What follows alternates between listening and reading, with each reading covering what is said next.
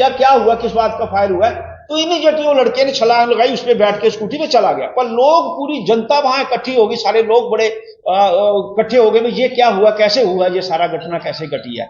लेकिन वो मामला कुछ बाद में पता चला कि वो मामला फिरौती का मामला था। उन्होंने 10 लाख की डिमांड की थी, लेकिन एक डर खौफ पैदा करने के लिए इन्होंने सोसाइटी में किया है। सोसाइटी इतनी कमजोर नहीं है कि इनके खौफ से, इनके कट्टों से, इनसे रिवाल्वरों से डरेगी। सोसाइटी बहुत मजबूत है और उसको पुलिस की सपोर्ट करनी चाहिए। ऐसे मामलों में खुलकर सपोर्ट करनी चाहिए कि क्राइम अपना काम कर सके, लॉ अपना काम कर सके। कानून तभी चलेगा अगर लोग मदद करेंगे, लोग इस पे खड़ा होंगे उनके साथ, तभी पुलिस अपना काम कर पड़ेगी।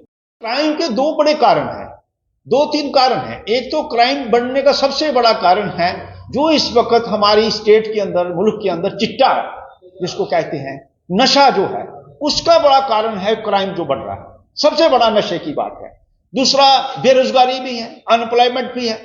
तीसरा, ये क्राइम दिन ब दिन बढ़ेगा, इसको फेस करने के लिए सोसाइटी से अपील है, चैलेंज है जो लोगों को, ये क्राइम दिन ब दिन बढ़ेगा, क्राइम रुकेगा नहीं। इसको फेस करने के लिए हम लोगों को मुस्तैद रहना चाहिए, होशियार रहना चाहिए और चिट्टे पर नजर रखना चाहिए। सरकार की भी पूरी तरह से कहा जाए कि जब तक चिट्टे पे रोक नहीं लगेगी, जब तक ये नशाखोरी पे रोक नहीं लगेगी, तब तक क्राइम जो और बढ़े। नशाखोरी पे सरकार को इमीडिएटली रोक लानी चाहिए।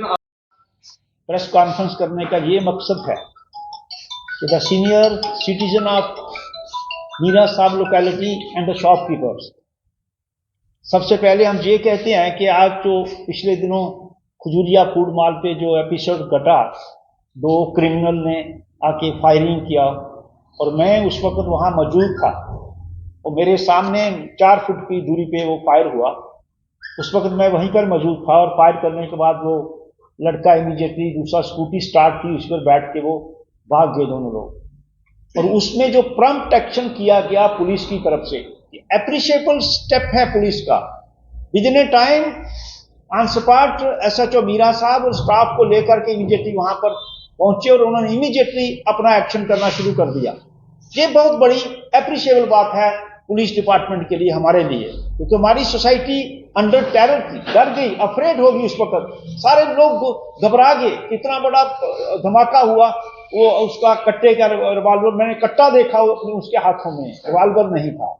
तो मैंने जब देखा तो सभी लोग डर गए उस वक्त। लेकिन पुलिस का जो एक्शन था, और विद इन 5-7 मिनट के बाद एसडीपीओ आरएसपुरा पहुंच गए, तो उसी वक्त ये प्लानिंग करके एक्शन किया उन्होंने, सारी बात को लेट किया। ये बहुत ही निंदनीय बात है। हमारे इलाके के अंदर हमारे दुकानदार भाइयों को, हमारी सोसाइटी को, हमारी लोकेलिटी के लोग इस बड़ी घटना से बहुत डरे हुए थे, लेकिन पुलिस के एक्शन ने विद इन सेकंड डे उन्होंने लड़कों को पकड़ लिया और 3 लोगों को अरेस्ट किया।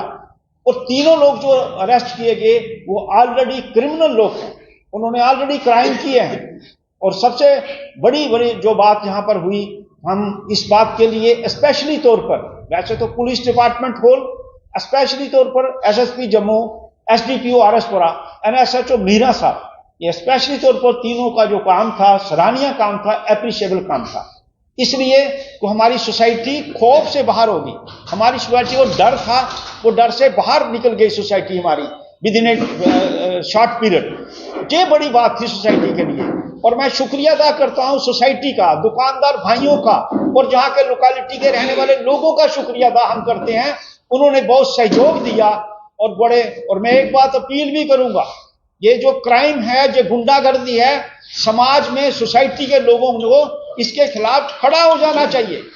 कहीं भी किसी कोई ऐसा क्राइम करता है, हम सबको मिलकर के इनके खिलाफ खड़ा रहना चाहिए। ये क्राइम चाहे टेररिज्म का हो, क्राइम चाहे गुंडागर्दी का हो, एक आदमी दुकानदार कोई पैसा कमाता है दिन रात मेहनत करके, तो लुटेरे रिवाल्वर दिखा करके, लुटेरे कट्टे दिखाते करके उसे पैसे लूटेंगे क्या इस समाज को?